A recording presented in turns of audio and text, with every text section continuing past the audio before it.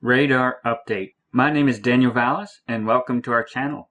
Thank you so much for your prayers. I definitely need it. Please continue to keep this ministry and myself in prayer. I need strength, physical strength, mental strength, spiritual strength. I also need rest. Believe it or not, I do try to sleep, but I certainly could use a lot more of it. So definitely keep me in prayer. And it is so great to read the comments and see how all of you are praying for each other. That is so exciting, and it's amazing to see the community that the Lord has brought together at this time, and to see how God is working in our midst as we continue to go forward. We can encourage and exhort and provoke each other to love and to good works and help hold each other up at this very important time. Now, we've been looking at the radar. We are in an extremely amazing time right now with celestial signs that are going on right at this moment that line up with the Bible reading at this time too as well, that line up with the time and the seasons and so much that we have no control over. But it is amazing to see how the Lord is drawing our attention to it, and that this is a very important time with the Shiloh prophecy, which connects with all the other celestial signs we've seen in connection with it over the past year, and the Star of Bethlehem signs, and everything that has happened with the Shiloh prophecy. And while there is a lot we don't know, we do know somewhere around here is the border between Virgo and Judah. And the Shiloh prophecy deals with how Shiloh will gather his people before the scepter leaves Judah. And we've seen even the enemy knows the time, and they know the sign, and they know the prophecy that's going on right now too. And so while we have been on this learning journey, we know it's narrowed down greatly to this time. We know we are very close, and every day the Lord gives more insight and more wisdom as we continue to go forward. He gives more light for our steps. And we also know that there's a lot we don't know. And so we've always been hedging our expectation that we will learn more, and that will add to our understanding and get a clearer, crisper idea of these borders. And so that's why I've hedged it extremely with saying this is not a 100% definitive border that we're looking at, because we can't say it's 100%. And so I wanted to do some more research on the radar, trying to nail down exactly, get a clear idea of the 150-degree mark, mainly because the radar that we had been looking at was not that precise as far as it's not zoomed in. And what I mean by that is we had to zoom out a bit when we looked at the radar, because we were looking at multiple actors. We were looking at the sun, the moon, and how the moon came into Leo all the way back on the 26th. So we had to zoom out quite a bit to see that. But unfortunately, when you do that in most astronomy programs, the scale is blown out of proportion, especially on planets and whatnot, as they enlarge it somewhat so you can still see the planets. And then later on, as we went forward, we were just blowing up that already low resolution image. And so I knew we could get finer details, but it would take a lot of work. And there's quite a bit of work that goes into making some of these graphics to do the quality control checks for it. So I was hesitant to do that, but I finally got the opportunity to do that today to get a clearer idea of understanding where Jupiter is and exactly where the Babylonian borders are. Nail it down a little bit more precisely. And so I went into Stellarium and got fresh views, greatly zoomed in, so the information is a lot more crisper and the borders are more succinct and the data is more succinct too as well. And so here is the path that Jupiter is going to be taking over the next few days, starting on October 4th, going through the 12th. And we know the border between Judah and Virgo is in here somewhere, and in these days ahead. And there's really not going to be much variation once we do get a clearer idea, but I just want to have as much information as possible and present it to you so we are as informed as we can be, and with the most up-to-date information. So now that I had a much clearer, crisper idea, I was able to go back and get a screenshot of when 606 BC, where 150 degrees would be then.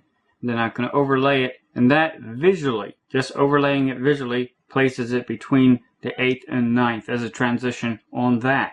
And this is just with simple visual comparison of comparing basically a star chart from 606 BC and where the 150 degree mark was then when Daniel was starting his captivity and when he was starting to learn the Chaldean astronomy perspective. That would be 606 BC. And so just doing a visual overlay comparison, the border would appear around there between the 8th and 9th of October from a Jerusalem perspective. But with the speed of Jupiter going, it's not going to be too much difference with the time zones on this. And just to give you an idea of the clarity that we're getting by doing this, if we overlay the image that we were looking at before, this would be the equivalent of what we were looking at. And so what we were looking at before was greatly blown up and not as accurate, especially when we compare it to getting a finer detail, especially after the previous one had already been blown up once already before that. So instead of working with a small frame of reference on that, we now have crisp, more definitive details to work with of where approximately the 150 degree would work out there. And we talked about before, that's how they divided it up between Judah and their concept of Virgo with the Chaldean astronomy at the 150 degree mark, which was pegged to the equinox, so that changes. And we talked about how currently right now 150 degrees has moved all the way up to Regulus. But back in 606 BC, over 2,500 years ago, it was back in what we consider Virgo today. So that is a huge shift. That's a shift about 36 degrees. And so I wanted to try to get a better idea of not just visual comparison, but actually try to find the mathematical location of the 150 degree comparison to today. And so the difference between the border of 150 degrees at 606 BC and where it is today is 36 degrees some. The difference between the two. And so when I looked at Jupiter's position where it is now with its coordinates and then subtracted the difference, we could get a rough idea just with simple math of when it would cross the 150 degree from a mathematical perspective. Now, if you know of a astronomy calculator that can give us more precise dates, I would definitely like to know about it. I've looked for some, but just doing basic math for 606 BC versus where it's at today, it's 36 some degrees.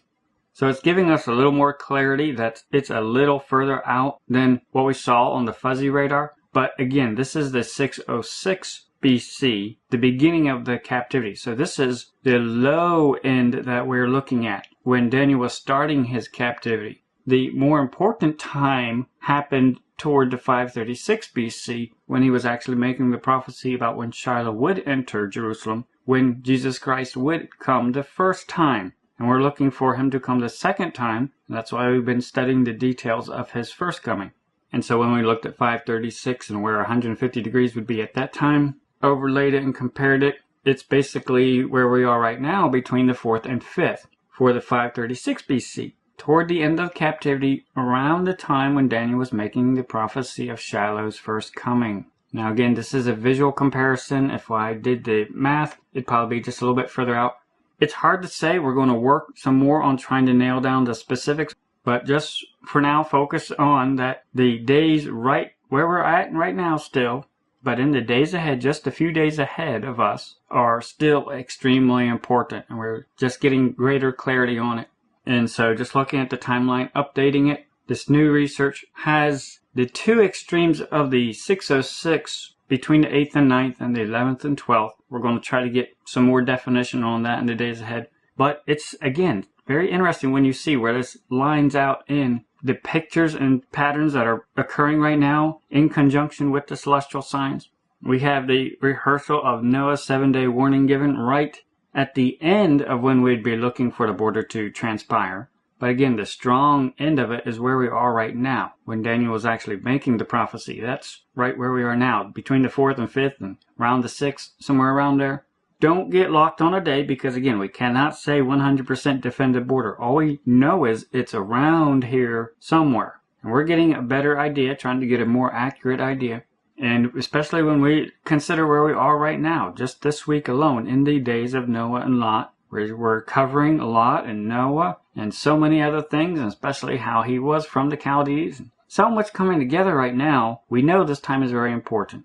And so we are going forward in faith, and the Lord is giving more wisdom and understanding as we go forward. And I am expecting him sooner rather than later, because the sooner is the weightier part than the latter part, particularly where we are now dealing with the Shiloh prophecy the first time and us expecting him the second time and all the shadow patterns coming together. We have so much going on right now, we definitely need to rehearse it all. And so to help you rehearse it all, we made a new event study calendar. laying it out in a more traditional calendar form, particularly because we're looking at longer time frames, a lot that we need to consider right now. And so just starting at the top, just to give you a quick overview, the link is in the description box, by the way. We've just come out of the Feast of Tabernacles. The enemy's been extremely busy on the exact same time. They know what time it is. They know the Shiloh prophecy. They're not sitting down. They're not giving up. And as a watchman, when I see the enemy busy and doing stuff and signaling that they know what time it is, particularly prophecy time,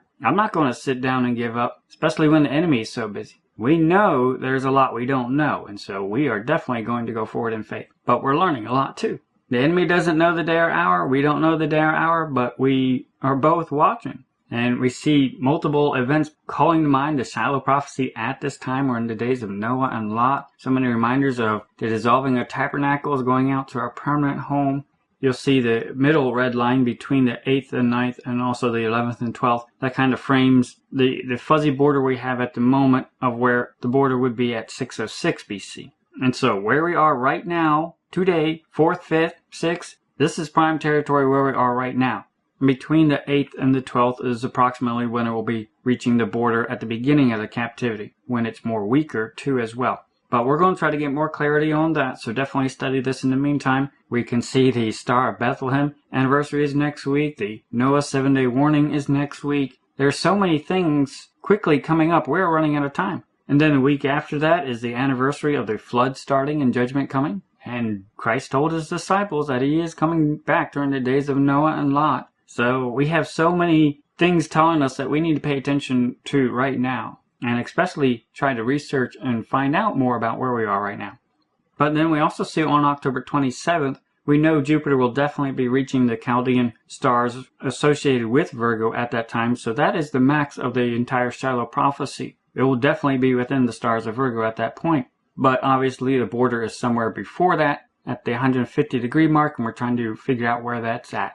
But then you'll notice on November 10th, just over a month from now, Jupiter is going to be approximately starting the pregnancy pattern in Virgo. The Revelation 12 sign is going to be starting in a month. Time is very short.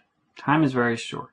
Our attention is drawn to the now, and especially when we know the time and the marker for the prophecy of Shiloh entering Jerusalem for the first time is right in the days where we are right now, right during the days of Noah and Lot, right when it's being commemorated, right when it's being read about in Scripture, and right when the Shiloh sign is going on in the heavens right above us. We have no excuse not to watch and not to go forward in faith. The Lord has shown us so much. What are we doing with what he has already shown us? But we also have a new resource too as well. It's a one-page reference sheet, the Revelation 12 Shiloh sign, about how the Revelation 12 sign deals completely with the sign of Shiloh, has nothing to do with the rapture of the church. So that is in the Google Drive too as well. Definitely download it, link in the description box. And it's just a reference sheet. I didn't have time to write a whole book on it, but they'll definitely get you on the right page and in the right direction. So please continue to pray for me in this ministry, and that the Lord will give us all wisdom and strength and help our unbelief as we go forward and strengthen us as we go forward and give us wisdom and open our eyes to behold wondrous things out of his law. And we will keep you updated with information as we get a hold of it. We are at an amazing time. So let us lift up our heads, for our redemption draweth nigh. And let us go out diligently seeking him as we serve him first and highest above all else. Maranatha.